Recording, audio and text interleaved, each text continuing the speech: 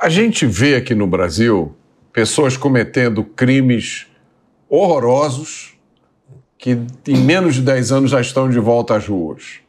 Enquanto esses crimes em outras democracias avançadas de primeiro mundo são punidos ou com prisão por muito tempo, ou prisão perpétua, ou até com pena de morte.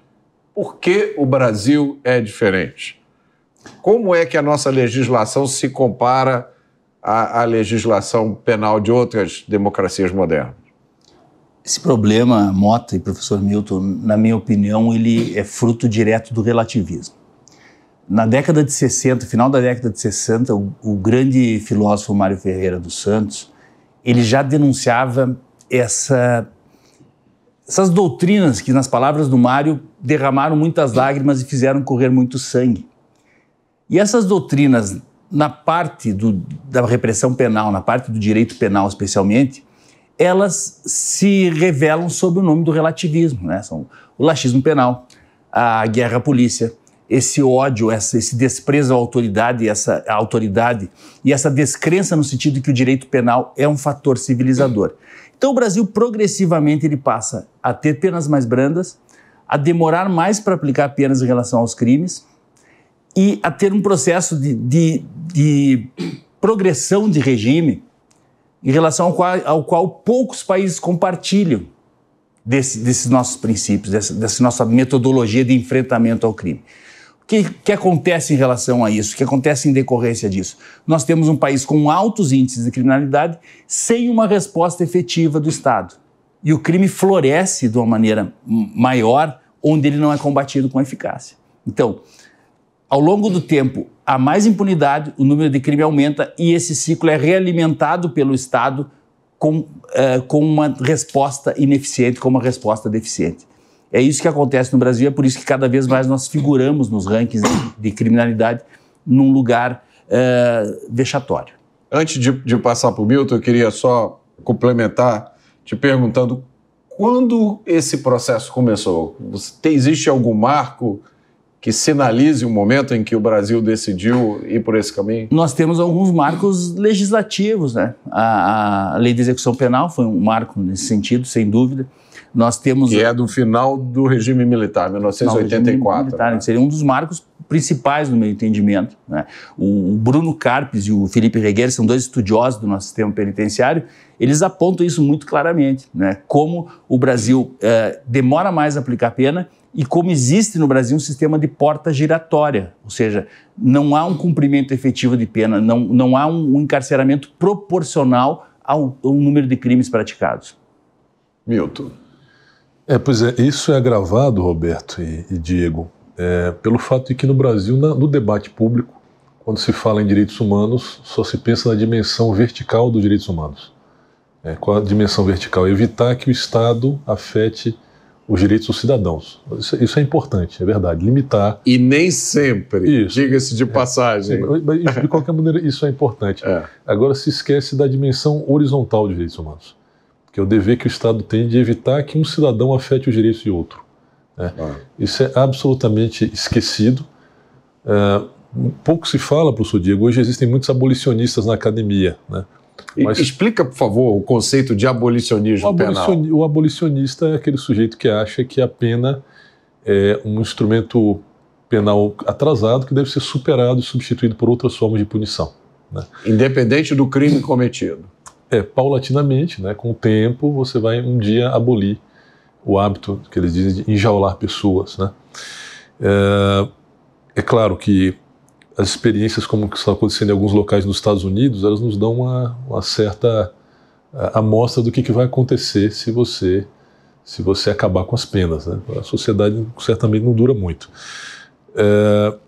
Mas os abolicionistas esquecem, professor Roberto, que todas as vezes que o Brasil foi condenado na Corte Interamericana de Direitos Humanos foi por não punir.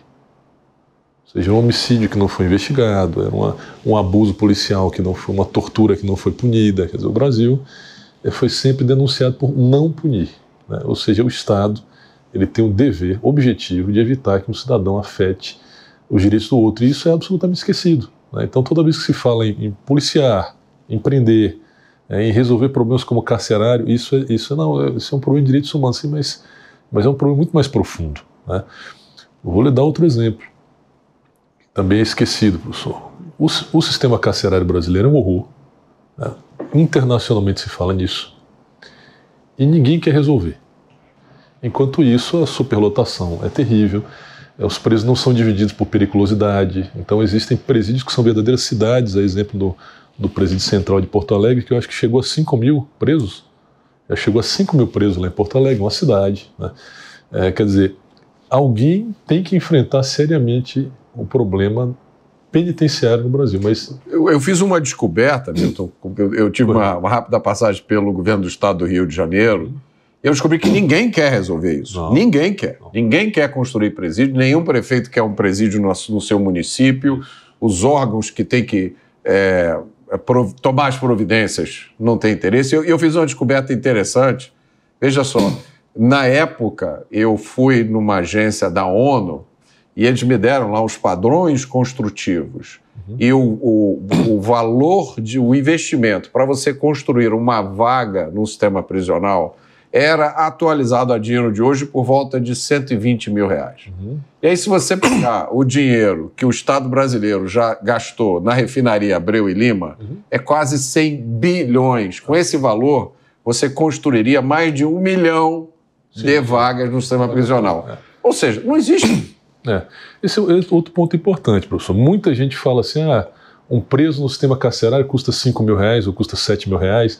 Isso é muito comum que se ouça, né? É preciso desencarcerar porque é caro. Quanto custa um bandido preso, um bandido solto? Quanto custa um bandido solto, professor? Quantos milhões de reais as empresas brasileiras gastam em segurança? Os seguros são caros, os negócios não são interessantes, as pessoas não querem investir. Quer dizer, os bandidos soltos, eles custam bilhões e bilhões e bilhões de reais. Quantas pessoas deixam de fazer turismo no Brasil por causa dos bandidos? Então, esse cálculo não existe. Então, quando a gente pensa, é um gasto manter um preso. Mas e qual é o gasto de manter um psicopata solto, por exemplo? Né?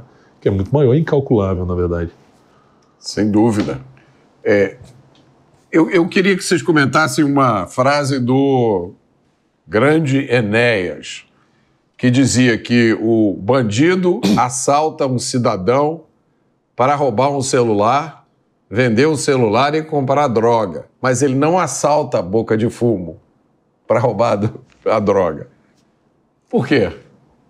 É a economia do crime, né? O crime, ele é uma escolha racional. Embora esses estudos sejam, em parte, sonegados no Brasil, o crime parte de uma perspectiva racional do criminoso no sentido dos riscos e benefícios. Essa pergunta que o Enéas fez, ela foi feita por um colega no Rio Grande do Sul, numa audiência, a um réu, que era acusado da prática de um crime contra o patrimônio para financiar a droga. O colega perguntou justamente isso.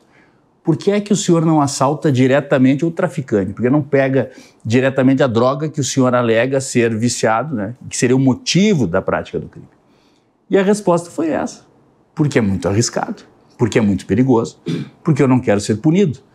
O que, em última análise, nos leva a uma conclusão de como funciona todo o sistema brasileiro. Porque o Brasil vive hoje sob o domínio de organizações criminosas, cuja punição, ao contrário da punição do Estado brasileiro, é uma punição certa, é uma punição implacável, é uma punição que gera o chamado risco crível. Então, o que falta ao Estado é a imposição de um risco crível para aqueles que pretendem praticar infrações penais. E não falta isso a essas organizações. Essa pergunta é uma pergunta muito inteligente e ela vai num ponto que é um ponto nevrálgico da questão da criminalidade no Brasil hoje.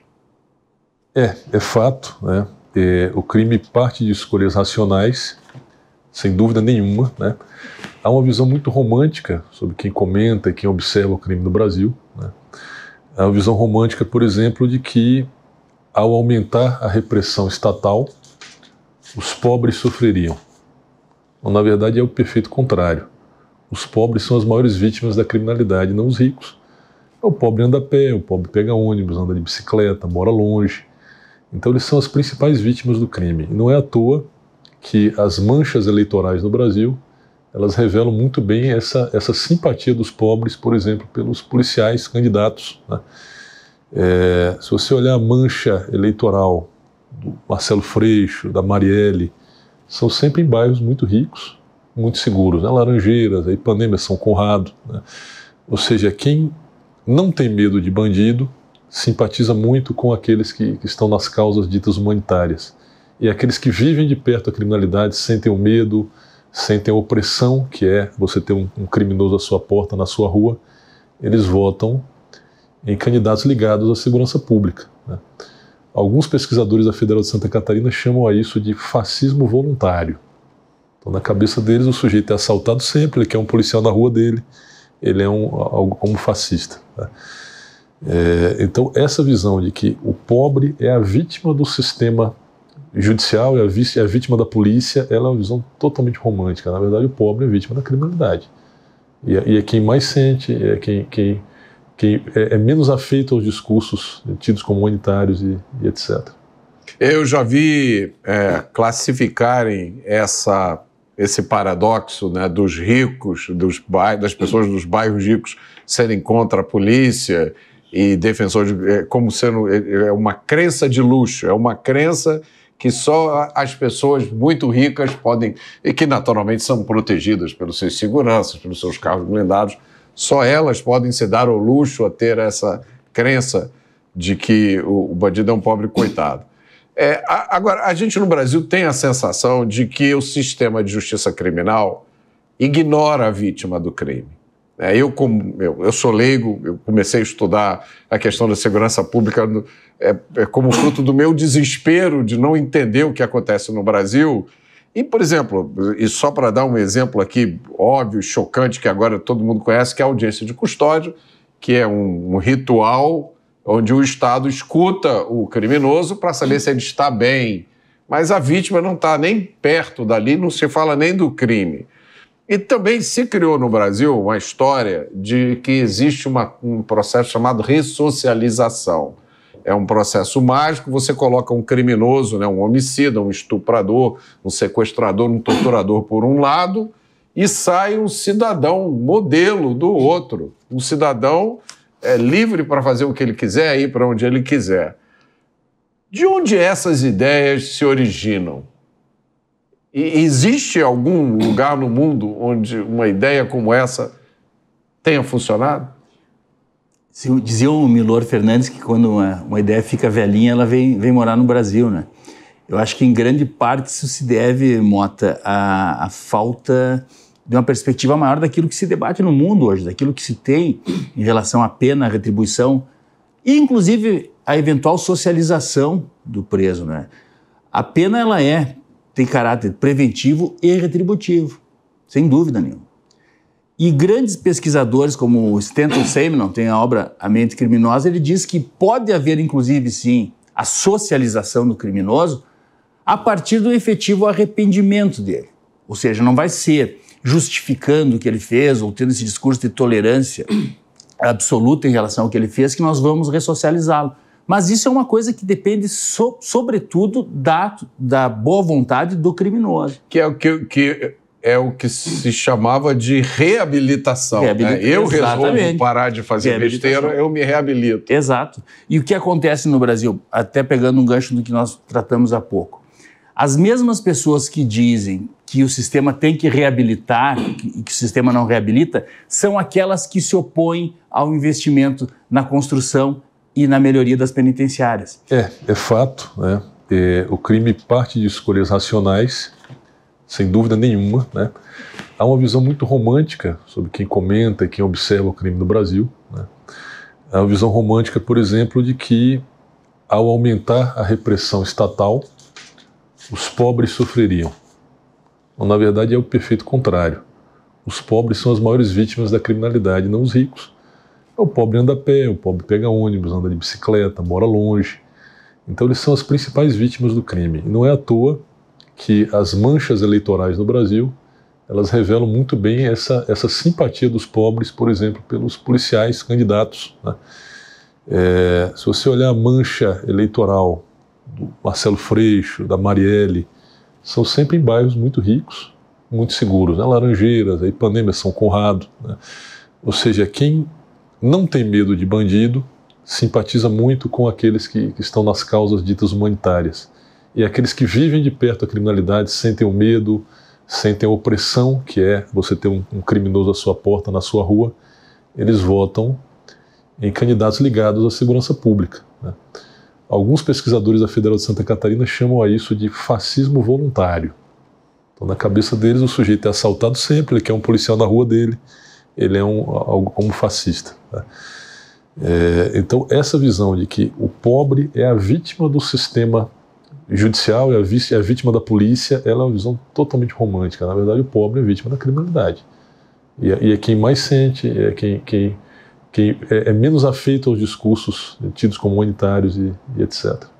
Eu já vi classificarem esse paradoxo, né, dos ricos, das pessoas dos bairros ricos serem contra a polícia e defensores, como sendo uma crença de luxo, é uma crença que só as pessoas muito ricas podem, e que naturalmente são protegidas pelos seus seguranças, pelos seus carros blindados, só elas podem se dar ao luxo a ter essa crença de que o bandido é um pobre coitado. Agora, a gente no Brasil tem a sensação de que o sistema de justiça criminal ignora a vítima do crime. Eu sou leigo, eu comecei a estudar a questão da segurança pública como fruto do meu desespero de não entender o que acontece no Brasil. E, por exemplo, e só para dar um exemplo aqui óbvio, chocante, que agora todo mundo conhece, que é a audiência de custódia, que é um ritual onde o Estado escuta o criminoso para saber se ele está bem, mas a vítima não está nem perto dali, não se fala nem do crime. E também se criou no Brasil uma história de que existe um processo chamado ressocialização. É um processo mágico, você coloca um criminoso, né, um homicida, um estuprador, um sequestrador, um torturador por um lado, e sai um cidadão modelo do outro. Um cidadão livre para fazer o que ele quiser, ir para onde ele quiser. De onde essas ideias se originam? E existe algum lugar no mundo onde uma ideia como essa tenha funcionado? Dizia o Milor Fernandes que quando uma ideia fica velhinha, ela vem morar no Brasil, né? Eu acho que em grande parte isso se deve, Mota, à falta de uma perspectiva maior daquilo que se debate no mundo hoje, daquilo que se tem em relação à pena, à retribuição e, inclusive, a eventual socialização do preso, né? A pena, ela tem caráter preventivo e retributivo, sem dúvida nenhuma. E grandes pesquisadores como o Stanton Seminon, tem a obra A Mente Criminosa, ele diz que pode haver, inclusive, sim, a socialização do criminoso a partir do efetivo arrependimento dele. Ou seja, não vai ser justificando o que ele fez ou tendo esse discurso de tolerância absoluta em relação ao que ele fez que nós vamos ressocializá-lo. Mas isso é uma coisa que depende, sobretudo, da boa vontade do criminoso. Que é o que se chamava de reabilitação. Né? Eu resolvo parar de fazer besteira, eu me reabilito. Exato. E o que acontece no Brasil, até pegando um gancho do que nós tratamos há pouco, as mesmas pessoas que dizem que o sistema tem que reabilitar e que o sistema não reabilita, são aquelas que se opõem ao investimento na construção e na melhoria das penitenciárias. Então essa acho que é a questão fundamental, mano. Há como que um ciclo que é gerado para justificar a impunidade e para neutralizar qualquer ação do Estado no sentido de que as penas sejam aplicadas.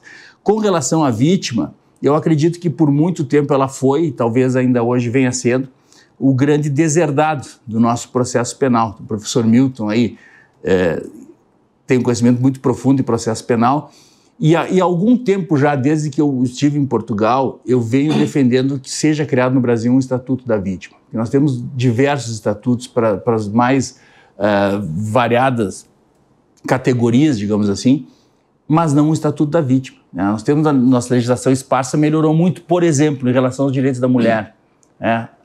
A mulher que é agredida, o feminicídio. E existem hoje já estruturas muito eficazes para assegurar esses direitos. eu não entendo só porque tais estruturas não se estendem ao restante das vítimas. Porque a partir de um modelo bem sucedido, nós podemos expandir isso aí. Agora, eu vou passar para o Milton, já colocando mais um elemento nessa pergunta.